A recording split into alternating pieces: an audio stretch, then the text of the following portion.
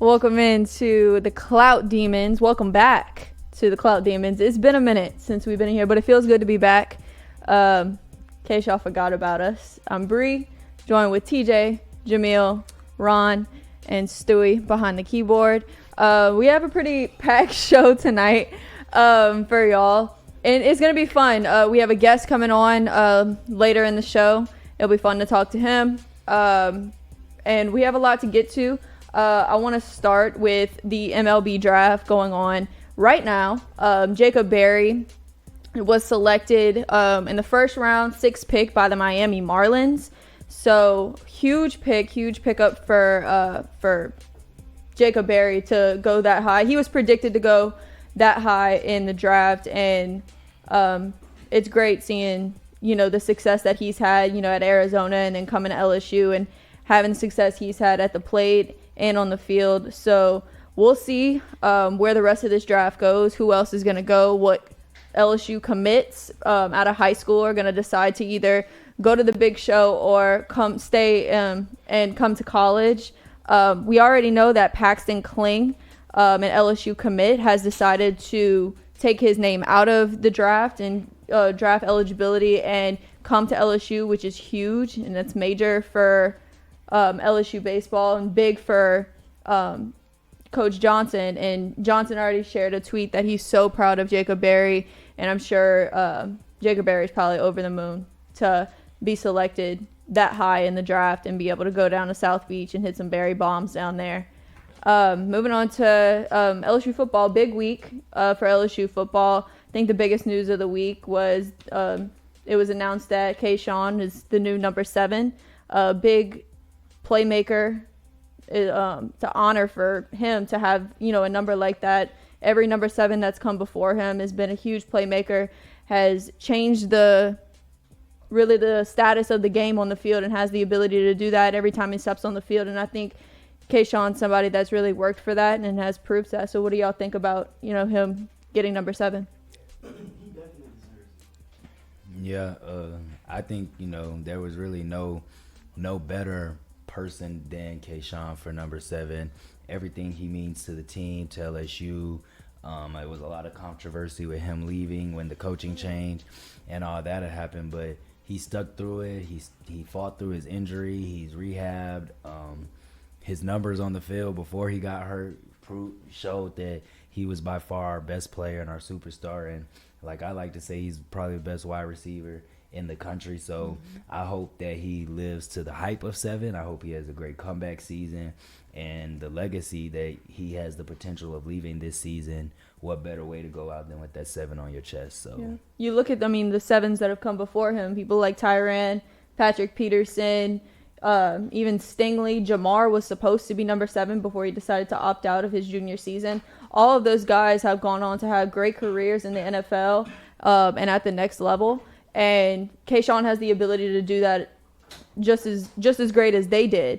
But it's something we talked about before the show. Another really coveted number other than number 7 is number 18. It's been a tradition at LSU. It's a little bit different. 7's, more for that playmaker, that guy that can take it to the next level on the field and really change the whole feel of the game on the field. But number 18 is more of that guy who's a leader both on and off the field. He has that command in the locker room where all these guys respect him, and he's that leader for the entire team, and everybody looks up to him for his character and who he is, not just as a player, but like as a person. And we were talking about how, some people believe that 18 should just be a regular number, and it shouldn't have that meaning behind it. Why do you think that? I mean, look, I don't want to be the person that's like taking numbers out of LSU history and stuff. We understand what 18 means to LSU and Matt Malk and Jacob Hester, but like with a new coach and a new regime, they should just do away with it, because every year we make a big deal out of it. Like Devon Clark wore it for 2 years. Like, I mean, at this point, it's like, all right, cool. Like, I feel like he wanted to keep 35. Yeah. He didn't even want 18. So, I mean, but he did fit the mold of 18. But at this point, it's like, it's kind of just become repetitive to me. I remember national championship season, Caleb Von Chason was the number 18 for that season. And I remember I asked him in a press conference or whatever It was, I'm not sure if it was the SEC championship or it was one of the playoff games.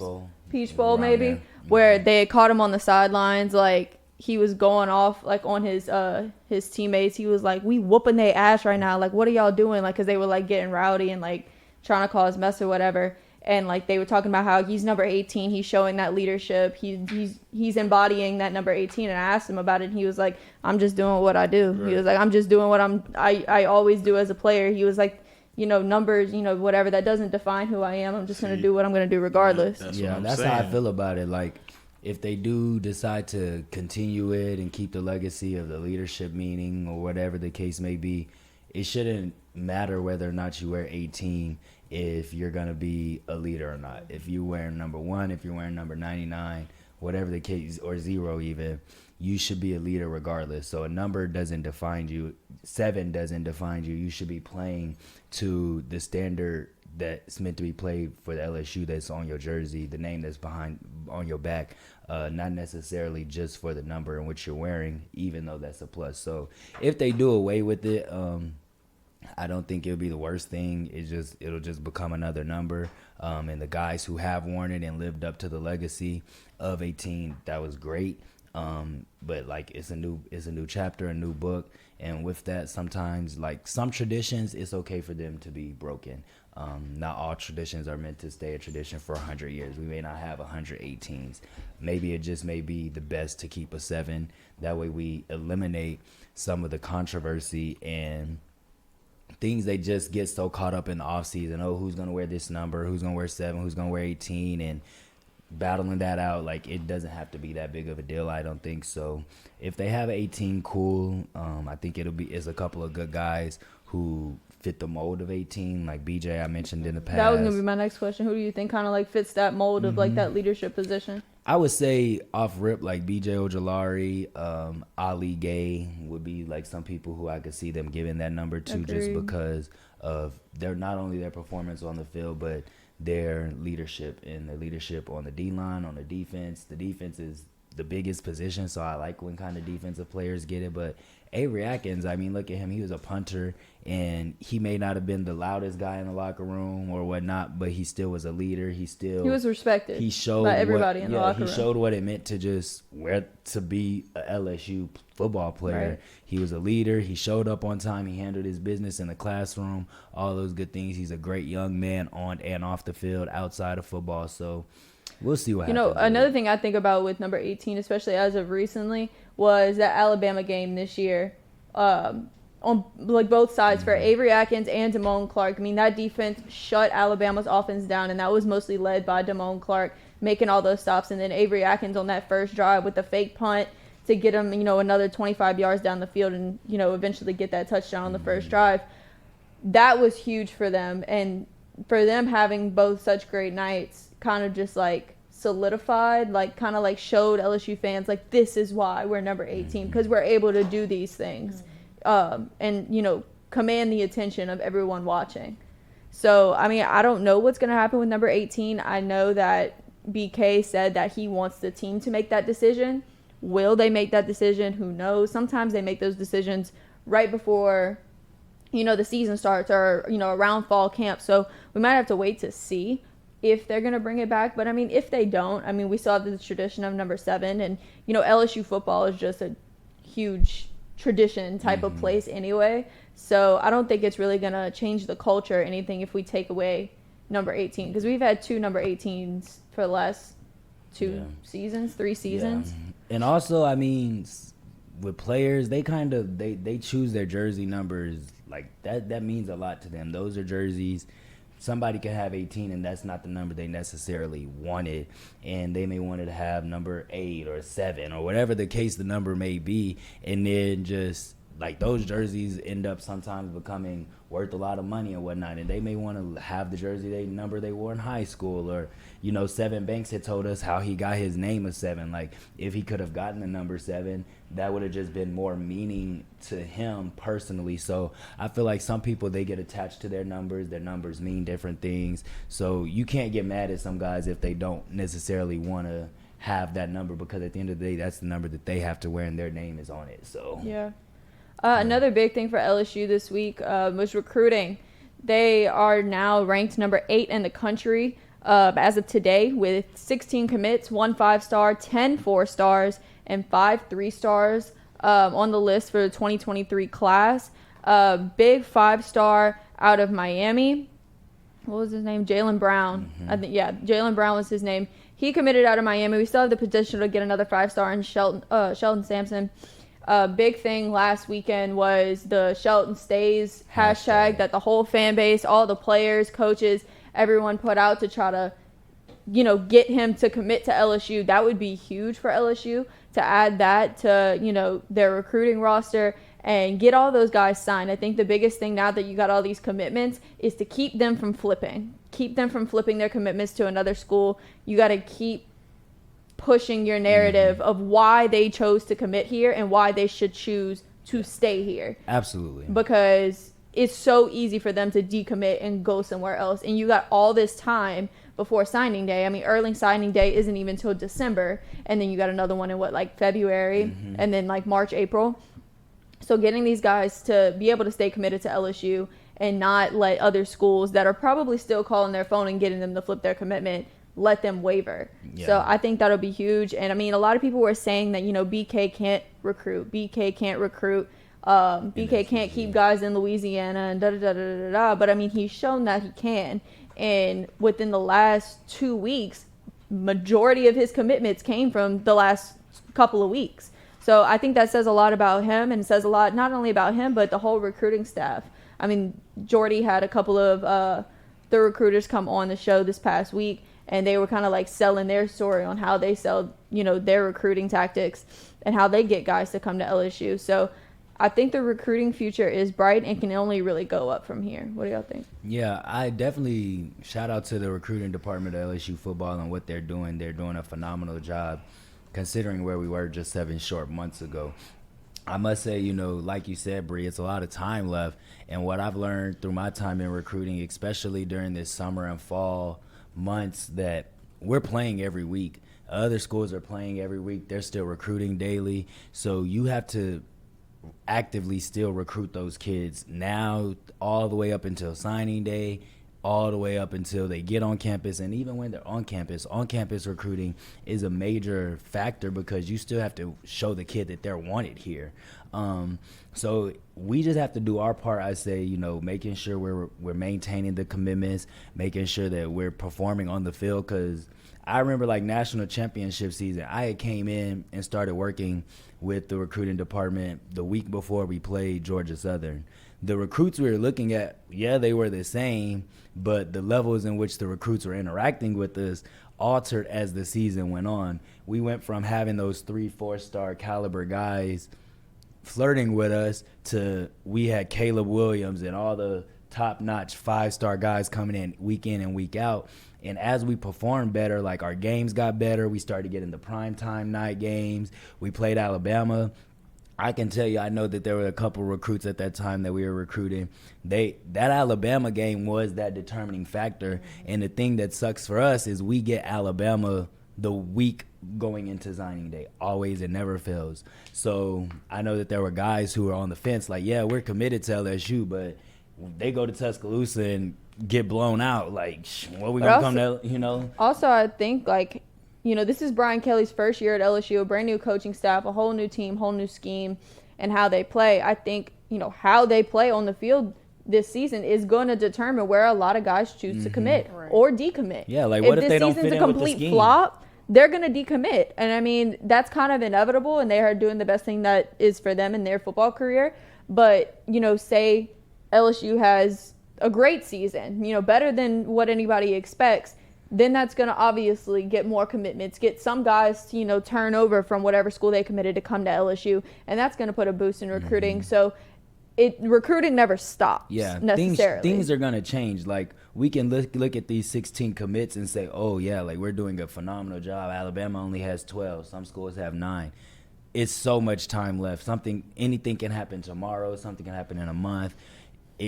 we don't know. So it's just important that we don't get complacent. And I would say that our most important thing is not getting complacent. Oh, we're getting this guy. We got this guy. We got this wide receiver. No, like still recruit to the highest level possible because anything can happen. And that's for any program. Like there's a kid right now who could be committed to Alabama, who could be committed to Texas A&M. Eric Gilbert, prime example. We knew after he left his visit, late October, I think it was like after the Florida game, he had came. We knew that we were on a good foot with him, but we didn't know we were going to get him until I remember we was on the practice field, and it was like 5 o'clock, and everybody just started running up and down this field, and they was like, yo, we got him, we got him, we got him. We didn't know for sure that we were going to get him. So I think that a large contributing factor into our recruiting, Eric, into getting guys like BJ to decommit from Tennessee 2 weeks later and then commit to LSU on the same day or the same week.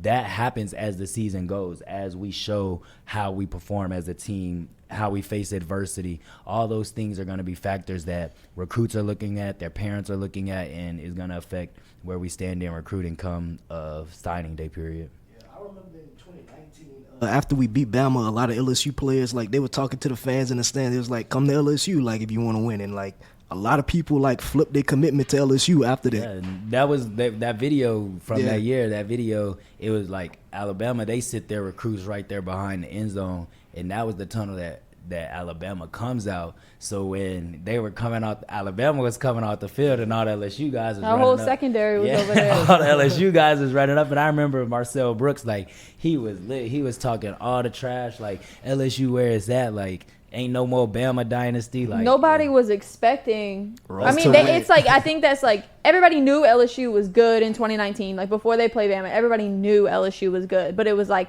are you good enough to beat Bama? That was the stamp. Like, that was like the standard of, are you good or are you great? Mm-hmm. And they proved themselves to be great in that game. And that kind of like set the tone for the rest of the season and kind of showed everybody, okay, this team can win a national championship. Joe Burrow can win a Heisman. Like, just the numbers from that game, the energy from that game, being in Tuscaloosa for that game, like, the energy was unmatched. And seeing all those guys run up, you know, you have to rethink. If you're a guy, you're 17 years old, 16 years old, and you're committed to Alabama, and you see that happen, you see this team take down Alabama as long as this rivalry has been going on, and you see this happen after 8 years of losing to Alabama. You see a 20-point lead in the first half of the game, and you're like, damn, LSU might be where it's at. In Tuscaloosa, LSU might be where it's at. And then, you know, you got a lot of guys rethinking that. And that really set the tone for recruiting that year, and recruiting, like, skyrocketed, you know, in the top 3 in recruiting that whole year. And you get some of the best guys in the country to come down. And then, I mean, unfortunately, the very next season. How many of those? I mean, if you think about it, look at the guys that we were recruiting at the time of the national championship. Although we had answer a question for me. How many of those dudes are still at LSU? I just looked at it, and majority of the guys are still here. So from that class, Eric's gone, Elias is gone, but then you have Kayshon, J. Roy, Philip Webb, Jordan Toles. Philip Webb just retired from football. Yeah, B.J. Ojolari, Jacoby and Guillory, Antoine Samples still here, Marcus Dumerville still here, Trey Bradford, Josh White left, Max Johnson left, Eric Taylor, I think he's still here. Eric Taylor, the lineman, the defensive tackle. Yeah, I think he's still here because I feel like I see him around. Not sure. What number is he? 81? Is he 81? No, that's not him. Dwight is gone. Coy is gone. We have Marlon Martinez. Alex Adams is gone. We still have Cole Taylor, Ali Gay, Xavier, and TJ Finley's gone. But even by that time, we had kind of already started shifting our focus. Like, we knew our 2022 guys were good. Locking in guys like Elias, Kayshon, like, those were our big, Jaqueline, those was our big guys that we really wanted to make sure we got here. But then that next, like, when we were focusing on that next class, Mason Smith, Sage Ryan, Derek Davis, Chris Hilton, Garrett Nussmeier, I feel like you look at guys like Garrett Nussmeier, what we were able to do in recruiting with him and show him, like, look, we have Joe Burrow, you know, we have, at that time, Joe Brady was recruiting him, so he had it all, had a platform. Brian Thomas, another good guy. Garrett Dellinger, Armani Goodwin still here. We lost Landon Jackson and Corey Kiner, but Bryce Langston. So we still have a majority That's of what I the was talking guys about. that Bryce Langston. Yeah, we still got them, like Greg Penn, Xavier Carler, Malik Neighbors, Jack Besh, Matthew Langlos. Like, that's our. And I mean, some of those guys didn't necessarily leave because like LSU's a bad school. Some of them left for like personal reasons. Yeah, Corey like Kiner. But Eric, Corey Kiner. The names you just read off that are still here are majority of them are Louisiana kids, right? Mm-hmm. Yep. And we had Frank Wilson here the other day, and he told us, like, the kids that stay here, that wait their turn, are Louisiana kids because they don't have nowhere else to go. Mm-hmm. Because if they leave LSU, it's like they go back home, and it's like, bro, why you not at LSU? I mean, but Yeah. that's just the joy of having a school like LSU in Louisiana. Like, growing, like, I'm from Georgia, y'all know, but everybody's dream school not going to Georgia. Like, people, if I'm being honest, like, people thinking about going to LSU, going to Alabama, Clemson, those schools. Like, nobody's like waking up and like, oh, I want to go to UGA. I want UGA. Go to But when you're Athens. in when you're in Louisiana and growing up in Louisiana, what I've seen in my time here is that, like, it's everybody's dream to come and play at LSU. Like, if you play football in youth, pee-wee, high school, middle school, like, once you get that LSU offer, like, you got that home team, like, you got the state behind you. Facts. It's just different here. I feel like another school that kind of has that kind of brand would be like Texas, even in the, like, years ago. But when you are from Texas, like, growing up, I'm from Texas originally, but y'all get that. But, like, growing up, everybody knows UT. Texas A&M's not a factor. Texas Tech's not a factor. Everybody's looking at, they want to wear that burnt orange and white. So it just speaks to the uniqueness of LSU. And I think Jordan has spoken to that too. Like, he's from Louisiana, and now, you know, being able to be like, this school fits your culture. This school knows about you. Your family can fit in. Like, It's home. it's home. Exactly. Yeah, it's home. And there's no place like it. Literally no place like it. So hopefully we could get like guys like Shelton Sampson with that, because we got Caleb Jackson from Baton Rouge. So, He ain't gotta go far. yeah, he don't He gotta gotta go up go the like street. 15 minutes Yeah. down the road. Exactly. And I mean, He could live if at I'm, home. if I'm if he Shelton, wanted my thing is, you from Louisiana, Odell, Jarvis, the names go on, like wide receiver, you like, it really is no other place to go. But we saw what happened with guys like Devontae Smith. So Yeah, but Stu said, I ain't gonna let that one breathe. I think Shelton Sampson, his top schools are LSU, Alabama, and A&M. But I think the top two are LSU and A&M. That sounds about right. accurate, Yeah. I mean, LSU you're gonna play, and you might he's get a gonna chance play- to win a look. championship. Bama, I mean A&M, He's you're gonna gonna get play paid. wherever he goes. Texas got all the NIL But see, money the thing right now. is, the thing is, I mean, like Texas A&M beat Bama last Why do you year. think Texas, UT got 3 5-stars? Texas A&M got not a two. bad school if you look at their roster right now. So they can really make a push this season to be a top 6 team in football. Talking about Texas? Texas Texas. But A&M. even Oh, though A&M. Texas A&M got like all of the good offers and stuff like with NIL, I think that Texas will be better than Texas A&M this year, just like offensive wise. I believe. I so. agree. Texas will be better than Texas. Yeah. They'll have a better offensive. offense. Yeah. Yeah. Texas, hey, give it about 2 years. I don't even say 3. In 2 years, Texas gonna find all their pieces really clicking, and I don't think they'll still be like SEC caliber once they get to SEC, but I mean they'll get there eventually. that's gonna Yeah. take some adjusting. Their transformation to the SEC,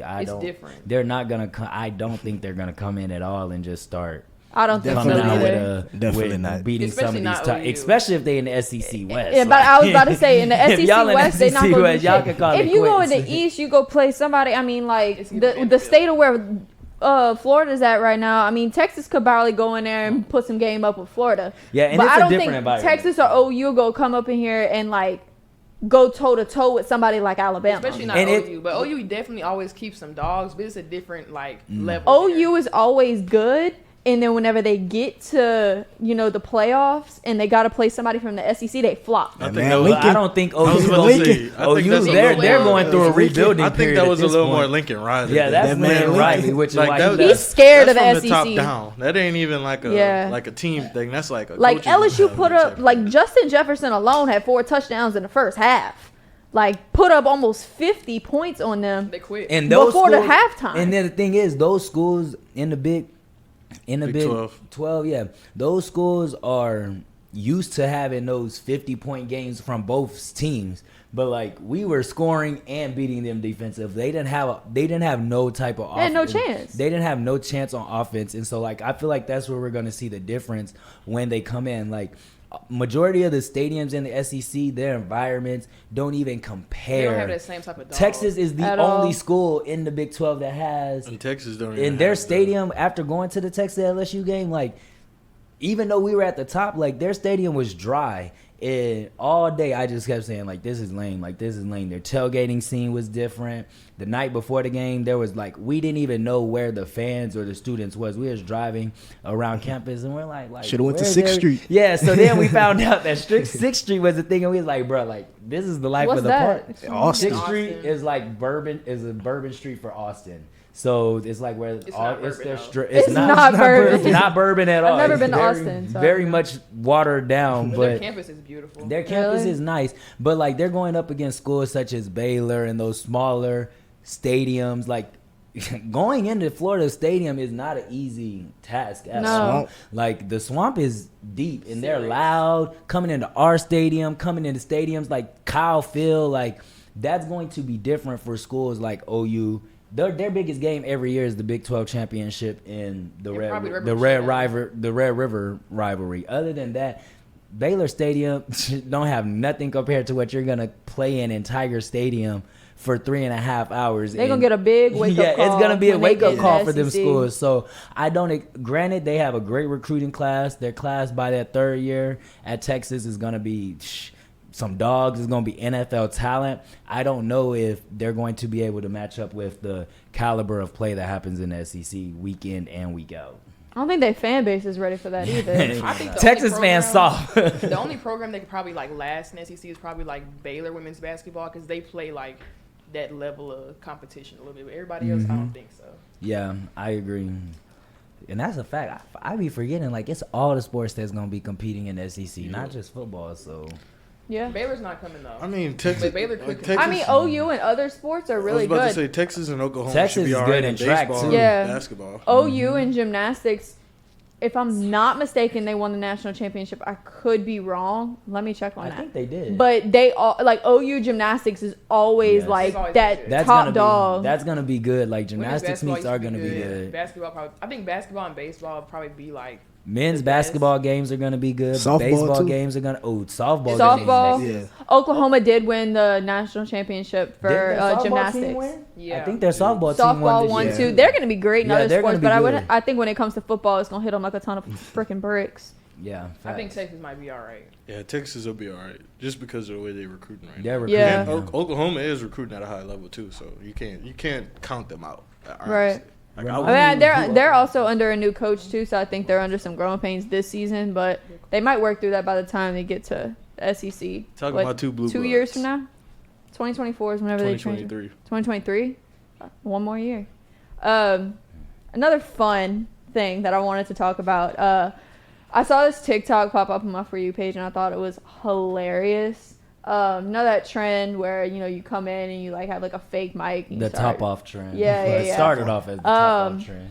Well, Nuss and Malik and the rest of the team participated in that in the locker room. The Vet Motors trim. Nuss Yeah. is QB1. I don't care. Huh? He's QB1. Nuss is QB1, Nuss but, like, is that's QB1, solidified. period, I bruh. don't want to admit it. Like, I don't know why they don't want to admit it. He's that guy. I think he Nuss, really is we that know- guy. We done talked about it. We know enough, why, but Nuss, I We feel know like why, but- Nuss has everything. He's the complete package at this point, whether it's personality, leadership, performance Can on we the pull up the video? field, relationships with his teammates. It was pretty cool, and everybody was kind of like, they were like, he can't.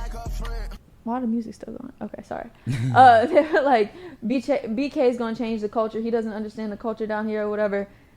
Nuss is, he's from Texas, but he's Louisiana. He's from like, Lake Charles. Yeah, he's from Lake Charles. He was born in Lake Charles. He just moved to Texas because his dad's a coach. But somebody had commented. You got the pictures too? Somebody had commented something about Alabama, and Nuss kind of like clapped back a little bit. They said, doing all that dancing, better watch out for the tide. and he just said, "Chopper for chopper, go dollar for dollar." He And that ain't was scared of his line.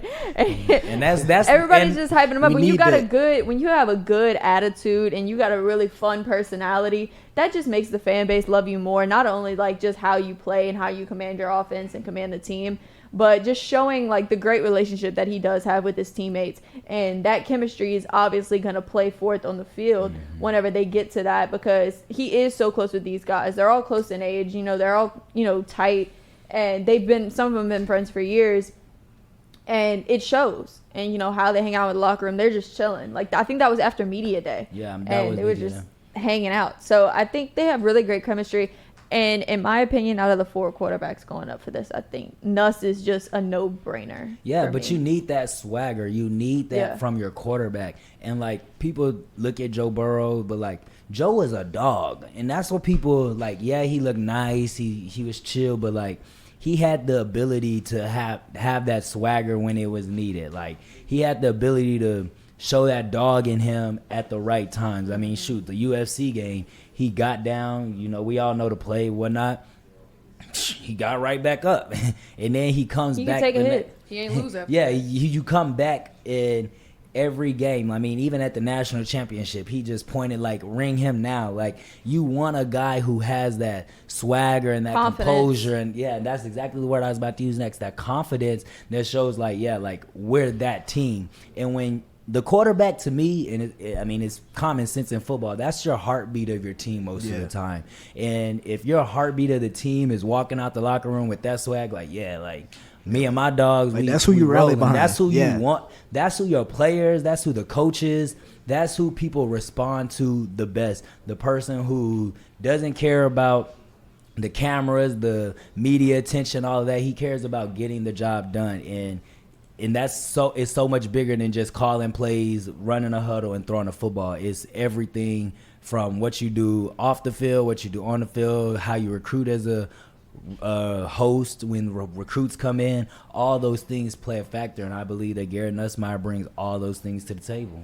Yeah, I guess, we'll see. It'll be a while before we find out. But I just thought that TikTok was fun. I mean, seeing, like, a different side, and kind of, like, shows that these are still kids at the end of the day. Like, they're all our age. Like, we just like to have fun, turn up, do TikToks. It just kind of gives them, like, humility that I think a lot of fans don't see and haven't seen in, like, previous years before social media was really a thing. Like, a lot of people, and I think a lot of people also in the media, just treat them like they're just beings that do something for other people. And they can't do nothing wrong. Exactly. And they don't treat them like they're human. Like, I saw people going off on Joe Burrow for giving his opinion on, gun rights in America, because a media person asked him that question. They were going off, oh, stick to football. You don't know nothing about this. Da, da, da, da, da. He's still a human being. And nobody's oblivious to the rest of the stuff going on in the world. Like, yeah, football is his life, but it's not the only thing that surrounds everything. Yeah. Like, they're still human beings at the end of the day. And seeing them just having fun, or seeing them talk about a topic that's not related to sports. Or, Jack Merrifield, he plays baseball. His favorite hobby outside of baseball, he likes to bake. Like, seeing them be human beings other than just athletes, to me, is something that I find the most interesting about covering sports, is to see the human person behind the uniform, because that's not their entire personality. Yeah, and that's important to acknowledge, because we want athletes. I feel like people who say, oh, stick to sports, it's so when it's a topic y'all don't want to hear them talking about, because y'all don't tell them to stick to sports when y'all want them to give money. Y'all don't tell them to stick to sports for a community service event. Y'all don't tell them to stick to sports for any of these other things. But the moment they go out and live their life, or Ja Morant, he's a perfect example. He lost to the Warriors after playing his heart out, playing through injury, X, Y, and Z. He's out at his crib, chilling, living life. It's the summertime, the off season, and here comes everybody. Oh, you need to be playing basketball, and you're worried about drinking. why? But he's human. You He's gotta have a 20. break at some point. He's probably 22, 20. He's Yeah. around our He's age. young. Like, people fail to realize that a lot of the people who are getting drafted in these professional athletes, Jamar 22. They're young. Some of the guys in the NBA, Zion got drafted at 19. Exactly. 19. These are still kids, and they shouldn't be, or not kids, but like young adults. They shouldn't be confined to all they have to do is go to a practice facility, work out, train, go home. That's not life. They're not and the nobody sport. else lives that type of life. So why do we hold athletes to the point where they have to, if LeBron goes to the club, that's the next trending topic for the next 2 days on Right. Twitter. Why is that? These people have lives. They have friends. They are attached to entertainment and different endorsements and things like that. Nobody's bound to just wearing a football jersey or a basketball jersey. Like, they're bigger than athletes. And I love that the SEC, when all the Black Lives Matters thing was going on, as they started hearing from their athletes and representatives that they use the slogan, more than an athlete. I'm more than an athlete. I have something bigger than my name than I play softball or I play basketball or I do track. Like, I'm a human. I'm black. I'm a male. I'm a female. Female athletes should be able to, Sonya Richards-Ross should be able to talk about her abortion and the things that she went through without people judging her, because y'all weren't judging her when she was running for the USA. Y'all weren't judging her when she got the gold medal. But Before now, y'all found out? But now that y'all found out that before she got that gold medal, she had abortion. Oh, Why you condemn got her, a problem condemn with her, what she condemn chooses her. to do? Like, it's like decisions that athletes make outside of their game. Their what they personal choose lives. to do with their life, people have so much to say about it.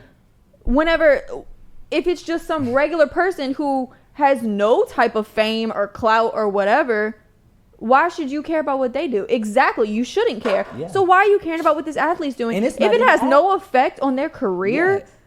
it should have nothing to do with you. You shouldn't be tripping over it, because at the end of the day, they're still human. And a lot of these guys, or even females, that are just now getting into this professional world and professional athletes, or getting drafted or whatever, they're still so young.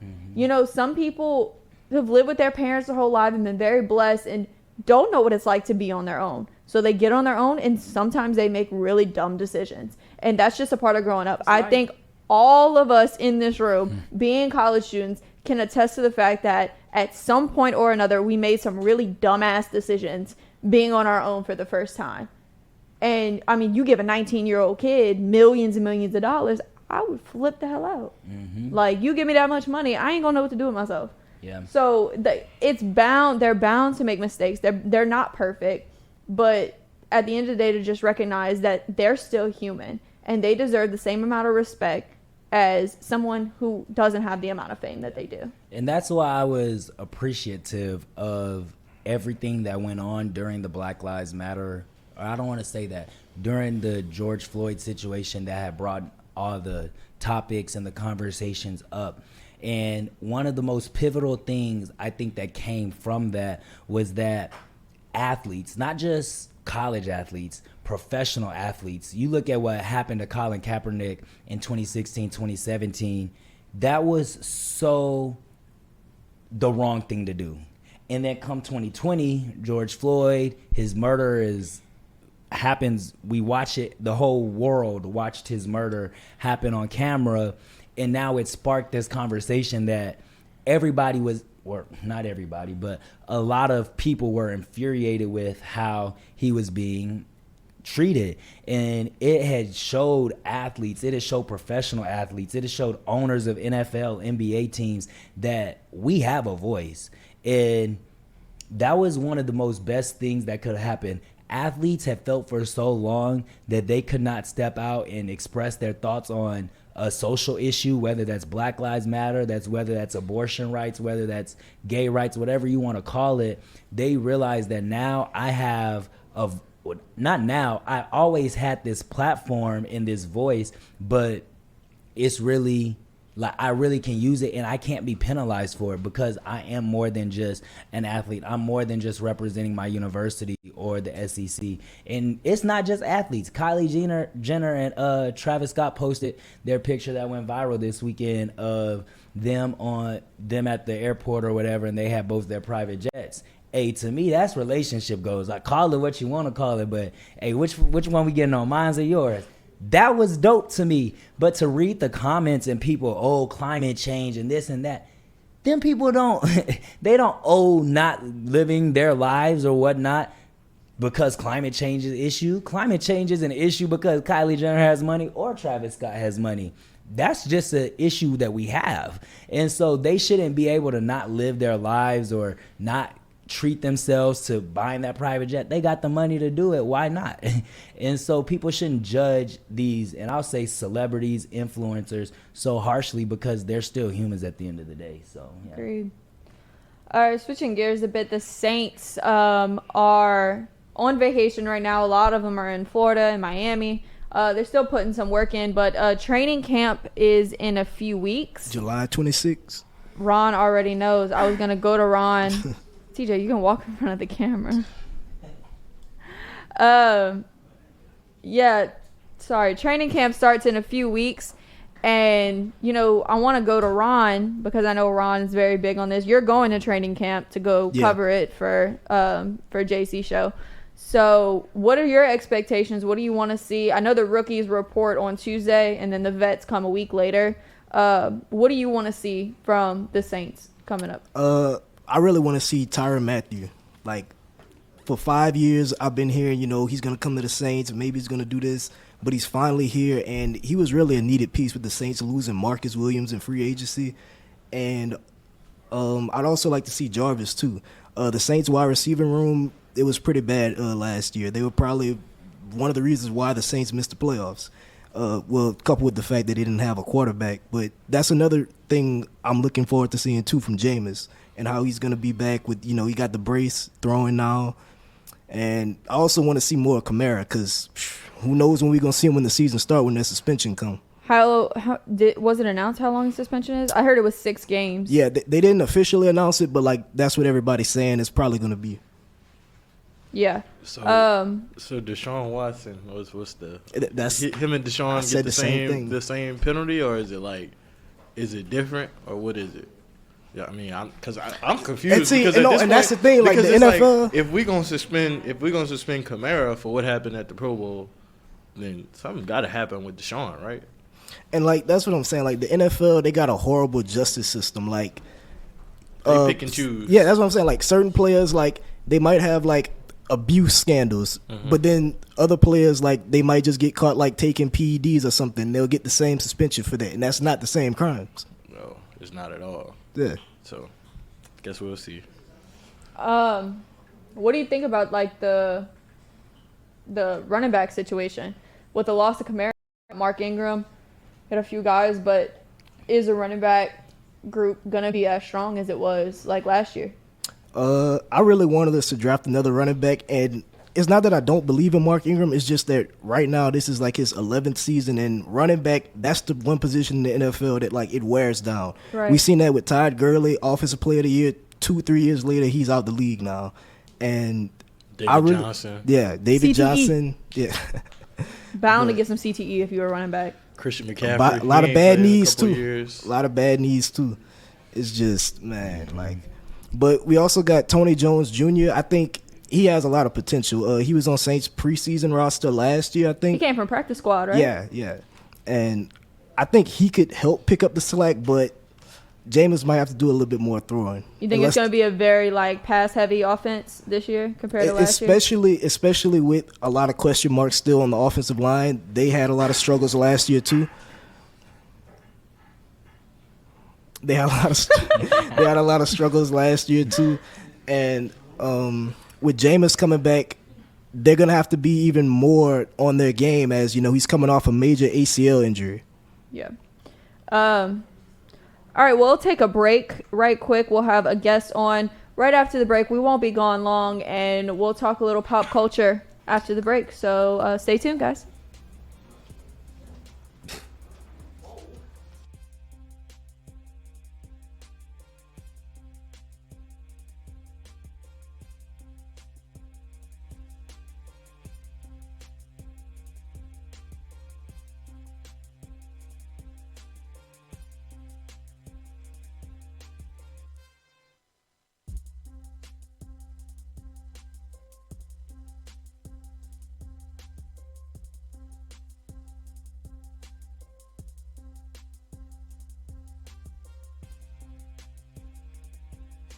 We're all from different places and backgrounds. We've each experienced our own versions of life, but in the end, we're all on the same team. I'm part of that team, along with these players in purple and gold. Kayshon, Boutte, Malik Neighbors, Miles Frazier, Kyron Lacey, Greg Brooks. Whether on the field or in the courtroom, your team matters. So join our team. Make a difference. Bet. Let's get it done. Man, so kind of when I entered the transfer portal, I knew, what type of facility, what type of, program I wanted to go to. Being that before I committed to Ohio State, my first unofficial was to LSU. Oh, wow. And but that was when Coach O and Court Raymond was here or whatever.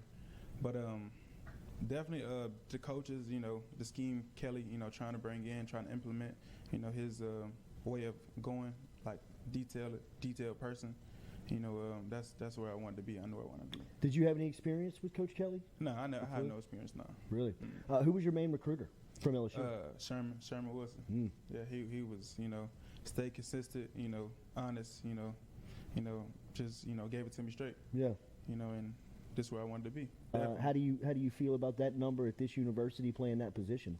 Yeah, man, I definitely want it. I definitely want to come in and improve, to my teammates, not just the coaches, but to my teammates that I got to go play with. That I deserve it, and once I do that, then everything is up from there. We're all from different places and backgrounds. We've each experienced our own versions of life, but Hey Baton Rouge, when traveling through Natchez, Mississippi, whether you need to fill up your vehicle or your belly, stop by Go-Mart and On The Go Deli. Go-Mart has clean restrooms, community coffee, an awesome beer cave, and a great selection of anything you might need on your trip. So stop by Go-Mart at 4 Sergeant Prentice Drive as you're entering Natchez on the left, and visit Tom and Wright Granning and their awesome team at Go-Mart. We've seen the BK takeover stuff from LSU and social media, and really in his short time in Baton Rouge, there's been a lot of people embracing his approach to building this roster. What's it like to recruit alongside him? Oh, it's been great. Coach has been awesome to me because he lets me be myself when it comes to recruiting, when it comes to coaching. He lets his coaches coach, he lets his coaches recruit. So I have no complaints on that end. And when I need him to get in touch with a kid, he's there for me. The communication line has been great. He's just been nothing but supportive.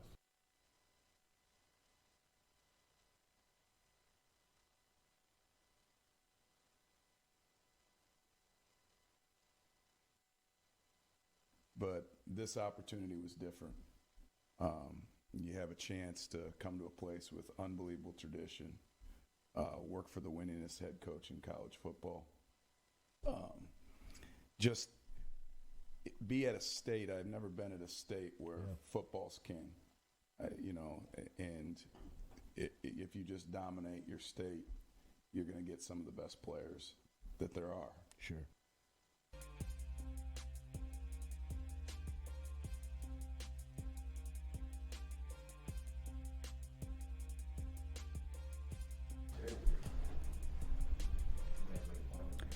Welcome back to Clout Demonz. We are joined by a guest, Shane Jackson. He is a Baton Rouge native, LSU student, fashion model, influencer. How are you doing today? I'm doing good today. How y'all Hold doing? that mic a little closer to you. I'm doing good today. How y'all doing? We're good. Nice to have you on the show. So tell me a little bit about how you got to where you are, and like being able to model for some big companies and being able to do what you're able to do. So basically, it really started off with my cousin. Shout out to my cousin Rashawn. He basically got me started. Like, we used to just like find different spots to like go take pictures. Well, he was doing it first, and he the one got me involved with it. Started doing it and stuff. So like he kind of like fell back and kind of like pushed me more towards it because I guess he seen more potential, I guess, or something like that, or whatever. So yeah, like we just basically go find like different areas and spots and just put on a fit and go take pictures. And so like one day I put on this fit and it just like blew up, I guess, and like everybody just like was like messing with it, I guess, like that. And so ever since then, like I started doing it more, being consistent with it and stuff like that. And like brands started hitting me up, big time brand companies, and I just ran with it. Ain't look back, basically. What's some of the brands that you've gotten to work with? I model for Fashion Nova, Culture Kings, Starter Official. Oh, those. Shop Gold. Shop. Oh yeah, Shop Gold. Shop Gold. Look at that ice on his neck. What else? Guapi, something like that. And I'm trying to get on with Boohoo. They just reached out to me like last month. I ain't never fill out the stuff, but I'm gonna go ahead and do that so I can get on with them. What are you majoring in at LSU? My major is construction management. I want to like build houses, architect, landscape, do all that. I just want to make money. So do you want to like do that full time and kind of model, or do you think like the modeling and influencing thing is more the route you want to go with the rest of your life? I kind of do want to focus more on the modeling, but basically, really, I just want to see like where I can get before I graduate. All depends, really. I can really do both. Like it really like whatever I put my mind to, I'm just gonna do it. Like nothing gonna really hold me back. Like, I'm just gonna really just go for it, whatever. Basically. So what was it? Did you ever see yourself, growing up in Baton Rouge, going to Scotlandville High? Like, did you ever see yourself, being where you are now and having the following that you do and being able to go to cool places and stuff like that? To be honest, no, not really. Like I ain't never like see like this stuff going like where I'm at now. Like I just was just a regular person at first, but people know me, but they ain't like know me now how they know me now like that. But yeah, I ain't really like see myself in this situation where I'm at right now. So, I was just like, yeah, basically. So what would you say is like the biggest thing you take away from being able to have an influence and a brand and people know that you do what you do? What's your biggest takeaway from it? What do you get that's rewarding from it? Like you talking about like in terms of just like what makes you continue to do it? Oh, the people hype me up, of course. Yeah, like they see me doing good, so I'm gonna just keep doing it. Basically, yeah.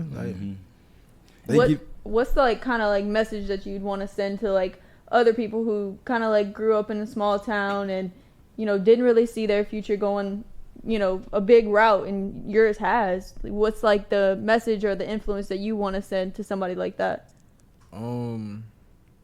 Basically just you just gotta like you gotta just be consistent. Like if you want to do it, like just do it. Like don't like try to do it and stop and be like, oh, like nah, let me try something else. No, like just do it. Like be confident. Yeah, be confident in yourself. Basically, yeah, that's what I am. Confident. Like I'm very confident in myself. If I like do it, I'm gonna do it. Like if I tell myself yes, I'm gonna do that. Like so what it went like. So when you putting your outfits together or whatever you do, you just sit in your closet and you like, yeah, this is what I'm going for? Do you have like a aesthetic you looking to do, or you just be like, oh, this go, let me see what I do with this? Basically, like the stuff they send me, I can like choose out my outfits. So I basically already know how it's gonna look. I just put it on and then go with it. Like I don't even like. I just hopefully it look good and it do. And so I just. And you got like a professional photographer, or you just take them on your phone? How you take your pictures? I do both. Like I get some professional pictures and I do it on my phone basically, so I can do a mixture and see how it work out and stuff like that. And so you took a recent trip to Spain. Have you been anywhere else? Has fashion allowed you to go anywhere else? How was your trip to Spain? What's fashion like out there? Or, like tell us about where fashion has been able to take you and what you've been able to see from it. So like on the trip to Spain, I ain't gonna lie, that's a place I live. For real, like for real. Like it's very beautiful. It's a nice place. It's like different, like the vibe is different for sure. Like the people, the women. Hey, that's always a bonus though. It really the people though. Like everybody's nice. Everybody mind their own business. No criminal stuff like that. Nobody's doing nothing bad or anything like that. It's just very chill, low key. Everybody just on their own thing basically. So what would you say if somebody was to say, Shane, in 5 to 10 years, where do you see yourself? where do you see yourself? Do you see yourself as a top-notch model? Do you want to go to fashion shows? Do you want to go to New York? What you want to do? My next? main goal is to be a runway model. That's what I want to do. Like, I want to travel with the runway model and stuff like that. I want people to like dress me. I wear their brands, and I can walk in, like that. Have you ever considered being a stylist for somebody? People want me to be a stylist, but that's not what I want to do. Cause I don't want nobody dressing like me. Yeah. That's just my opinion. I'm not trying to be like me and nothing about it. That's just I don't want you nobody, different. Yeah, like I don't want nobody to be trying to dress like me high. Like have you always been into fashion? Like, have you always, wanted to like have like really cool outfits and stuff ever since you were younger? Nah, I was never into fashion. This stuff happened like over a year ago. Like I was never like I just. I really wanted to be a hooper. Like I was a hooper. I had that NBA dream. That's what I had because I hooped in high school. So I was like, yeah, I'm trying to like go with the hooping stuff. But like after high school, I was like, Did you have any offers? Were you trying to go to the next level? Nah, I got lazy with that. It was over for that. So I was like, I'm finna just try something else. So I went into college, construction. I went into the construction major because that's what my uncle does. I had worked with him over the summer and stuff. I seen he was making a lot of money doing it. So I'm like, why not go into it, stuff like that. And then like I seen like these other people doing like this fashion on stuff. So I'm like, let me give it a try, stuff like that. And it actually worked out for me. So tell us this, Shane. Who's your favorite music artist? Oh, Polo G for sure. Why Polo G? I don't know. I don't know. I just like his lyrics. Like they hard. Like they speak like like he really spitting it. Like that's my favorite artist. As somebody that's from Baton Rouge, I'm sure you've heard of somebody called NBA Youngboy. Oh yeah, I'm sure everybody here knows who that is. Well, he had just beat a federal case against some gun charges, and that was huge. What y'all think about that? I know Ron's over the moon excited right now. The whole BR is excited for that. Ron is the president of the Youngboy fan club. Yeah, this is never broke again. They need to put him on. They need to put him on a sponsorship. I'm not NBA. I texted him. I was like, I know you hype right now. He just beat that case. He was like, we got to go to the hearing that's in BR in a few weeks. Look, hey, what you trying to do, Ron? I'm trying to tell you, let's go. Right outside the. Hey, we standing outside like the fans. Oh God, that's why I thought it'd be like, let's go. Running up on him. Did y'all see his lawyer? Yeah. Stand outside. Yeah. He was like, Kentrell Golden, a.k.a. Lil Top, a.k.a. YB. Hold up. Not guilty. Everybody's going crazy now, man. Shane, tell us this. What you think your prediction for LSU football this year? We got a new coach, new staff. I heard we got a lot of 5-stars. Huh? Yeah, we got some recruits came in. What's your expectation as a student? What you look most forward to? What you think we're gonna do? I'm trying to see some wins on the board for sure. We trying to get another national championship. Yeah. Are you a big sports guy? Oh yeah, for sure that. Yeah. I watch sports betting? Sports all day. Nah, I ain't do the betting and stuff like that, but I watch sports and stuff. Basketball, football. That's probably it. I ain't watch no hockey or whatever that stuff is. Hockey's fun. Don't sleep on hockey. Yeah. I ain't gonna sleep on it, but I'm not finna just sit there and watch it. No, I just can't do that. I think you should go to a game though, for sure. It might be better in person though. It might be. Going to a hockey game is interesting. Baton Rouge might be getting like a rec team, hockey thing going on. Like pretty soon they used to have one. My mom grew up in BR and she said that they used to have one back in the day, but she said they might be getting that back. So hockey might be a new thing in BR. I don't know. I've never watched hockey, but I have one of my friends from New York and she's like huge on hockey. So that may be pretty cool. Who's your favorite sports that you like the best? Like, what's your favorite teams professionally? Stephen Curry, the Warriors. What about football? Football, I'm a Saints fan. That's the home team. You got to go for them. Yeah. Okay, 2 questions for you, Shane, and these probably our last 2 for you. Tell us this: what is your favorite LSU memory as a student? Since you've been here, what would be the littest thing you've experienced, and what would be your advice to somebody who will be coming to LSU? Yeah, we done had some lit nights, so think about that one.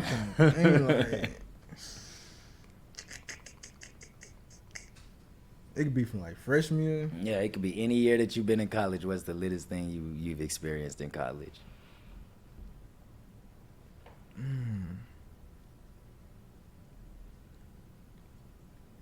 Maybe the tailgates, probably. Okay, Probably so tailgates. the game day experience. Yeah, game days. Yeah, that's be the most lit days. Tell our viewers about game day experience. Give them some advice for the SU LSU game. Just know when Saturday morning come, we lit from sun up to sundown. Yeah. Every week outside the whole day. Just be prepared. Drink your water. Drink your water. Just stay hydrated because it be hot too. What's some advice that you have for like somebody that's coming into college or doesn't really know how to find their way just yet? Basically just stay focused your first year, because I feel like that's what I did. I stayed focused my first year, and then the rest of the years it got easy. Once you go into your major, stuff like that, it won't be as hard for you and stuff like that. Yeah, that's so yeah, just don't get distracted really, because you're gonna get it's easy LSU is an easy place to get distracted. Yes, it's a very easy place to get distracted for real. So yeah, basically just stay focused. What's the biggest distraction? Partying. Parties. The girls. Girls for sure. Girls. Yeah, girls. And more girls. Yeah. I see you have Baton Rouge tatted on your arm. What does the city of Baton Rouge and growing up here mean to you? I mean, it's my hometown. Like, I'm gonna claim it. I'm just gonna claim it. That's what it is. Like, what's your favorite thing about being from Baton Rouge? You gotta say it. It started with a J, end with an N. Oh, you talking about the dancing? The dancing for sure. The dancing and the food, really. There's a lot of debate if who's the jigging capital. City. Come on, New Orleans don't or get them to jig now. What's your argument? Like, did you just say New Orleans? It's easily no, DR. I thought it was DR Jigga City. Yeah, VR is Jigga City. New Orleans is bounce. Bounce, yeah. That's bounce. So that's not jigging. I've had plenty of people tell me like jigging started in New Orleans, and I knew it started in BR. Yeah, we really invented this. Shane if y'all don't know, he got a viral video out from when he graduated high school. And man, he cut up. Wait, was that was you from the Scotlandville graduation? That was girls at Shane. He jigged across the stage? He jigged and he turned the whole graduation up. We gotta find that. Yeah, we gotta find it for the next show. Next time we have Shane come on. We appreciate him coming on, telling us a little bit about his journey and how he got into modeling and fashion. What's his favorite memories at LSU and things like that. Hey, be sure to tap in with my boy at Girl That's Shane on Instagram. Hey, he got all the followers. He may hit y'all with a follow back. I don't know about all that, but ladies, hit him up. I ain't like that. I follow back. Follow him. We appreciate him. Good luck to you in the rest of your college career and what you do in your endeavors. Your work is being shown. Your influence is being felt by many. So keep grinding, bro. And we appreciate you coming on. There's a lot of great people at LSU that are a lot like Shane, building their own brand and building their own career and becoming somebody like an influencer or something that's really having an impact on the community and then on all of us. So we hope to have more people like Shane that have started their own thing. And it was great having you. We'll take a break and we'll be back talking some NBA Summer League right after this.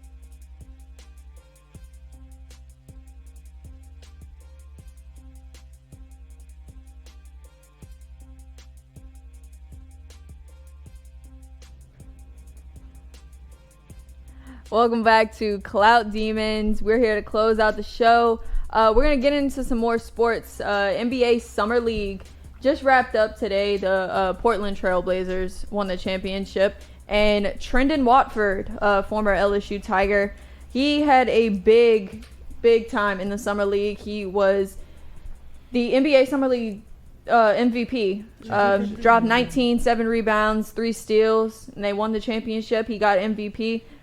Big day for Trendon Watford. What did y'all think? Yeah, I mean, Trendon, he was able to see some playing time good last year, and he did a good job in the Summer League, and then this year he's been working really hard. This wasn't his only game today that he had that was really good. I know a couple games ago he dropped like 17 points with some other good team stats.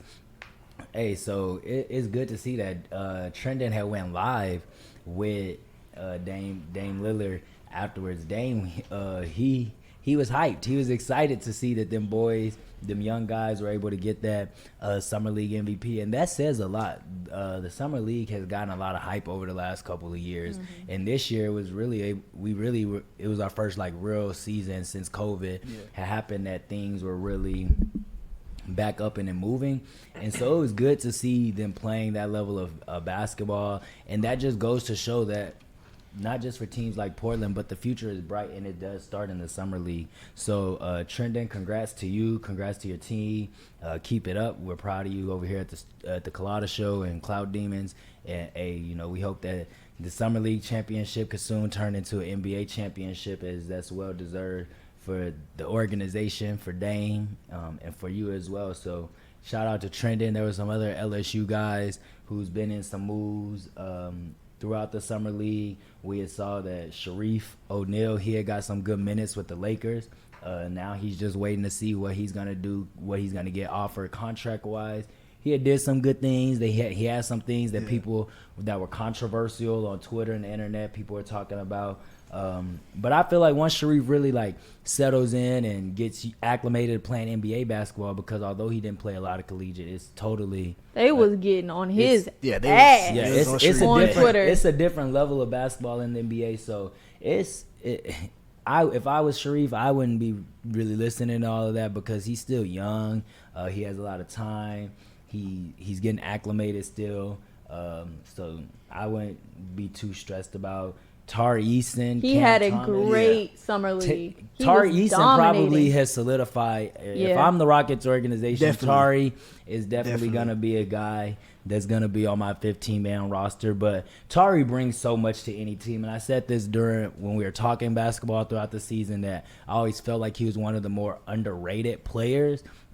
Even though he did win SEC Sixth Man of the Year, I always thought personally Tari should have started. He just provided that spark for the team offensively. He plays lockdown defense. He brings energy to the court, and I think we were really able to see that through the Summer League with the Rockets. He was making big plays. The NBA was always posting dunks or something that was getting everybody involved. So it's going to be very, very exciting to see Tari Eason. Like we mentioned, Cam Thomas, he had a good NBA season. He had a great NBA Summer League run. The LSU guys are really showing out in the NBA. We got Javonte.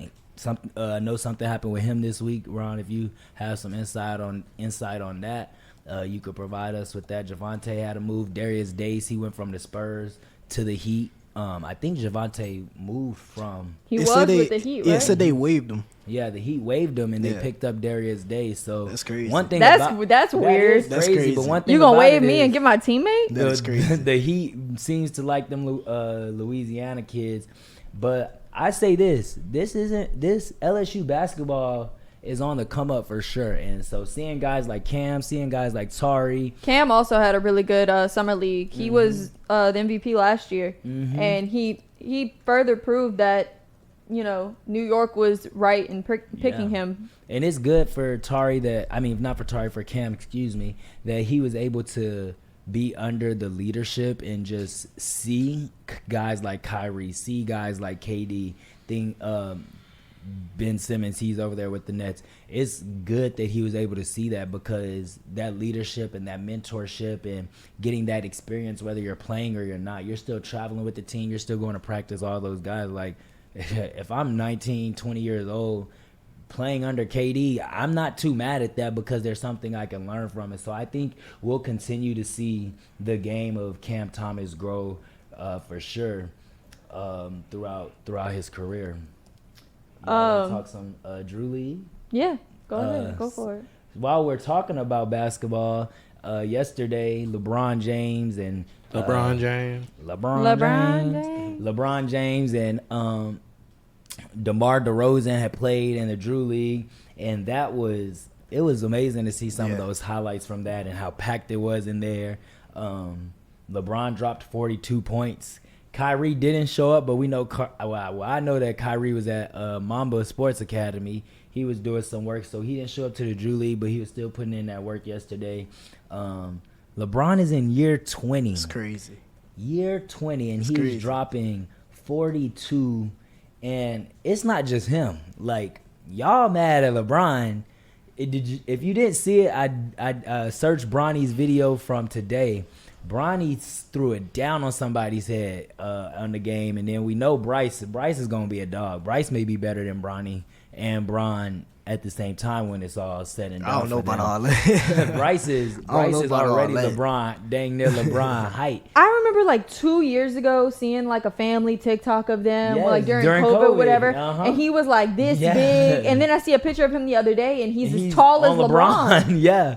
So look, NBA fans, just be ready for another 25, 30 years of hearing that James name, because they coming in. What LeBron is doing is phenomenal to watch. And I think, we get so caught up in the Jordan, the Kobe, the LeBron, who's the GOAT talk, but I just tell people appreciate LeBron while we have him, because the NBA when LeBron leaves is going to be totally different. We're going to miss having a player like LeBron, watching somebody dominate regardless of conference, regardless of league, whatever. Watching LeBron play to the standard of basketball that he's played for 20 years has been phenomenal watching. We coming down the end, and I'm going to be hurt during LeBron for a World Tour, but shout out to Bron and those guys. What else we got today? But it won't be long before, Bronny will get his chance to be in the league. All goes well, he'll be able to get that, and then not long after him, Bryce will come in. So I think it's really cool to see these NBA legends have their sons come up into like the league. Pippen Scottie Jr.? Pippen Yeah. Jr. Yeah, he just got drafted, and he was doing great. I think that's really cool to see, like kind of like the next generation of NBA, like all stars coming in and emulating their dad, or even playing differently than their dad, because they have different skill sets than their dad did whenever they played in the league. Devin Laster said LeBron is cool, but ever since Kobe passed, it just feels different. I don't know why. It definitely does. I can agree with that, but I feel like it's different in a more so positive way, and I'll say not just with LeBron.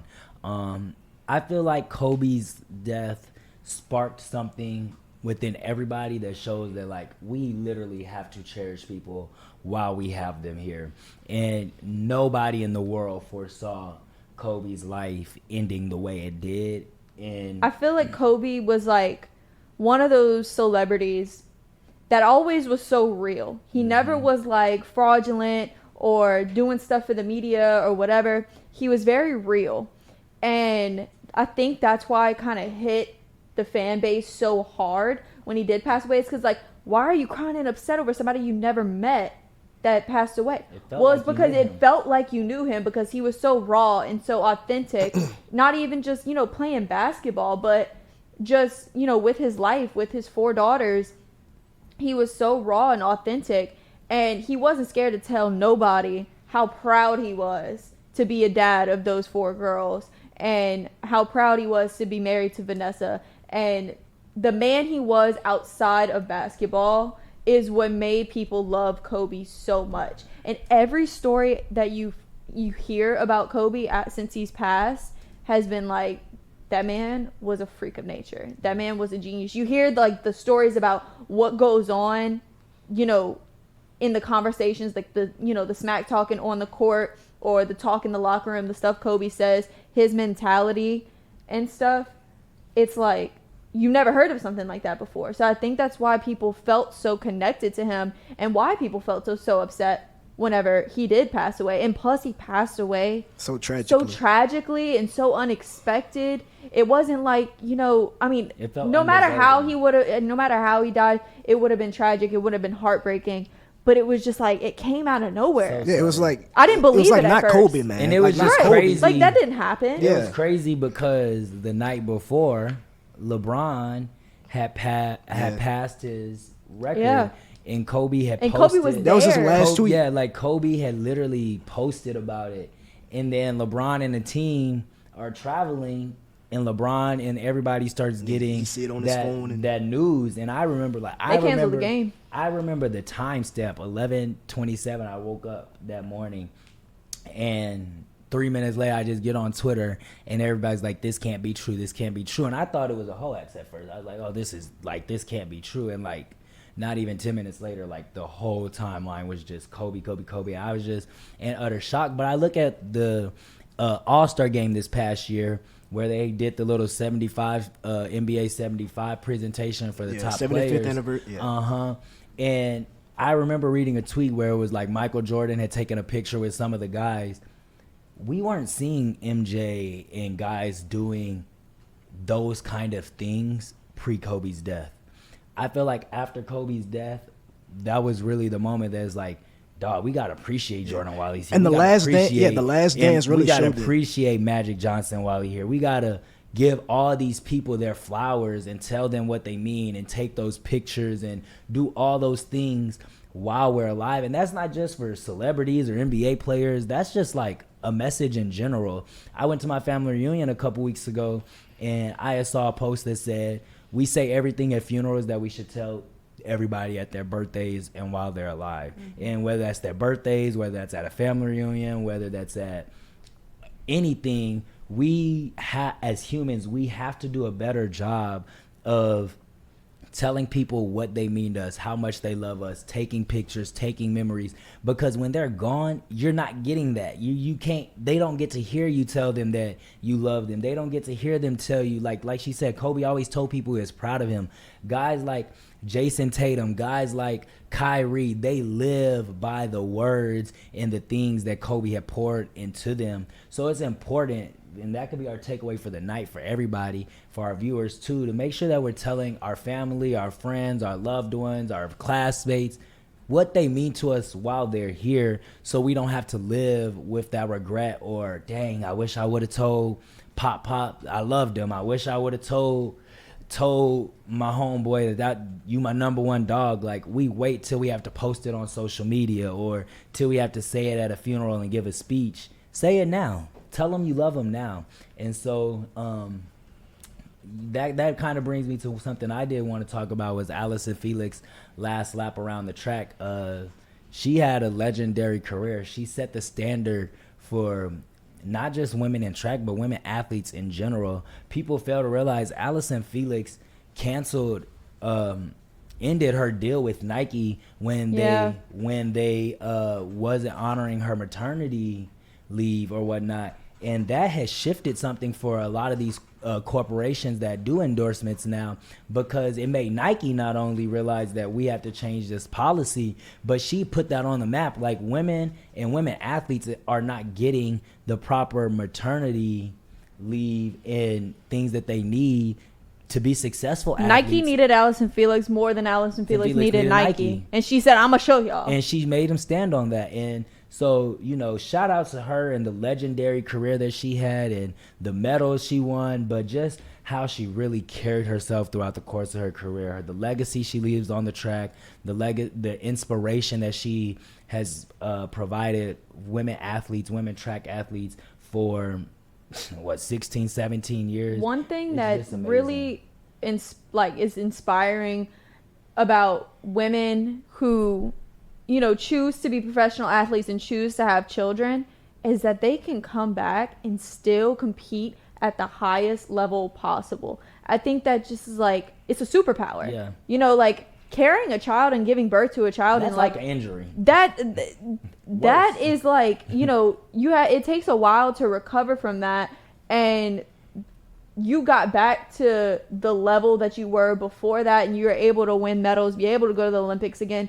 It's not easy to get to that, and that just shows like the dedication that you have to your sport and the dedication that you have to yourself and what you want to accomplish. That to me is inspiring to, you know, any woman who wants to work in the sports industry, who wants to be a professional athlete, but also wants to be things that a lot of women want, is to be a mother. And, you know, not a lot of women think that that's possible. Like, if I have kids, like, I'm never going to be able to run again. I'm never going to be able to do gymnastics again. I'm never going to be able to play volleyball again. Until you see somebody like Allison Felix, who has done just that. You know, she had a baby, and she still, you know, went to the Olympics and did her thing and is amazing. And she's probably one of the best, you know, Olympic track athletes, you know, ever. Yeah. She's somebody that, you know her name whenever you hear it. And she's inspired women more than anything. And that's that, whether it be in track or basketball or whatnot, she's just truly paved the way. And she's spoken up, like we talked about athletes' voices.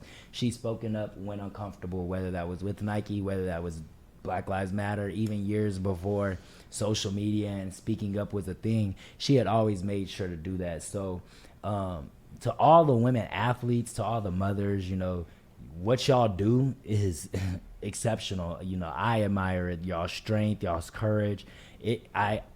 I'm a male, so I'll never know what it's like to carry a child or deal with that, but I know that it's mentally, physically, emotionally demanding. So shout out to Allison Felix, Serena, Sonia, all the women athletes who have had children and still are performing at the highest level in their respective sports. Y'all get all my flowers. Another inspiring story that I wanted to talk about was the new movie Rise on Disney Plus. It's a movie following the life and the upbringing of the Antetokounmpo brothers. There you go. It starts all the way from, you know, their parents having to immigrate from Nigeria to Greece, and then the struggles that they face for being illegal immigrants in Greece, and Giannis and his brother finding the game of basketball. And Giannis sucked. Giannis didn't know anything about basketball, and he was absolutely horrible. He didn't even know what traveling was. He didn't know how to shoot, whatever. And then, you know, it showed his parents' financial struggles, almost losing their home, and then showed him how much harder he had to work to get his family out of that situation. Showed how he almost wasn't even able to go to the NBA draft because of his citizenship or lack of citizenship, and how tough that was to work through. And it's in a really amazing movie. It's on Disney Plus. Like, if any of our viewers want to watch it, you know, with your families, with your kids, totally family-friendly movie. It was a great movie.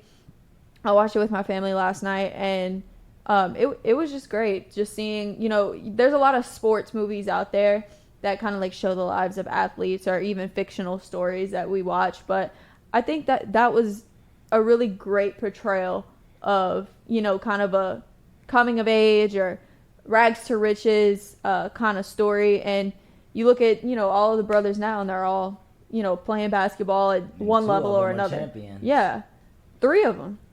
All three of them? Oh yeah, because the one. Two of them.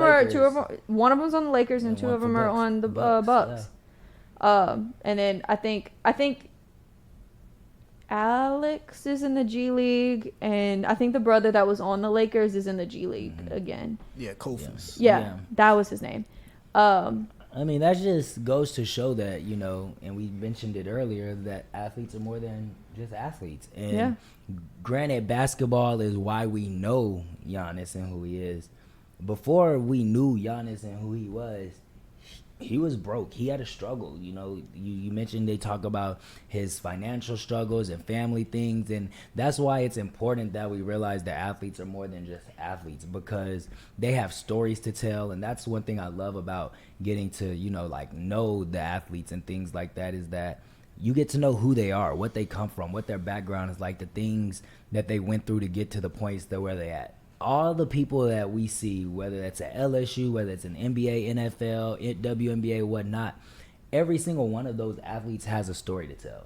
And for some, their journey was smooth and a piece of cake. And well, not nobody's athlete journey is smooth and a piece of cake, but they didn't necessarily have to go through some of the struggles. And then there's guys like LeBron, there's guys like Giannis, there's guys who've come from literally nothing, who grew up without mom, dad, whatever their struggle was, who've overcome obstacle after obstacle to get to the point in which they are. So they deserve that right to tell their story, tell who they are, what they went through. But just I haven't watched the movie yet, but I do look forward to watching the movie because it's on Disney Plus. Yeah, it's on Disney Plus. I'm gonna watch it. It's called Rise. And just take something away from it. Realize that, like I said, these athletes are more than just athletes. They're humans. Their families are humans. They're not perfect people. They'll never be perfect people. And they've made it. And so hopefully that if you do get the chance to watch the movie, or if you've already watched it, you were able to take something away from it, positive, and really feel that inspiration from Giannis and his family. All right. I think that'll wrap it up for us tonight. We will be going live from our own YouTube channel next week. So go subscribe to Clout Demonz. And then when we go live, give us a like, a follow, turn on our post notifications. You can follow us on social media at Clout Demonz. Ron is going to lead up getting some clips out for us on our YouTube channel, as well as all of our social media, so you can keep up with us there. And yeah, Jordy is in Atlanta this week for SEC Media Days. We will be going live from Atlanta tomorrow from 7 to 9. And then, mic'd up Monday, Wednesday, Friday, 6 to 8. Mm-hmm. Yep. And Where My Dog's At with Rohan Davey on Thursdays, same time, 6 to 8, right? Mm-hmm. Yep. And then we'll be back here next Sunday with another great show, hopefully another guest. And yeah, for Bree, TJ, Jamil, Ron, and Stewie, y'all have a great night. And we'll see y'all tomorrow on the JC Show.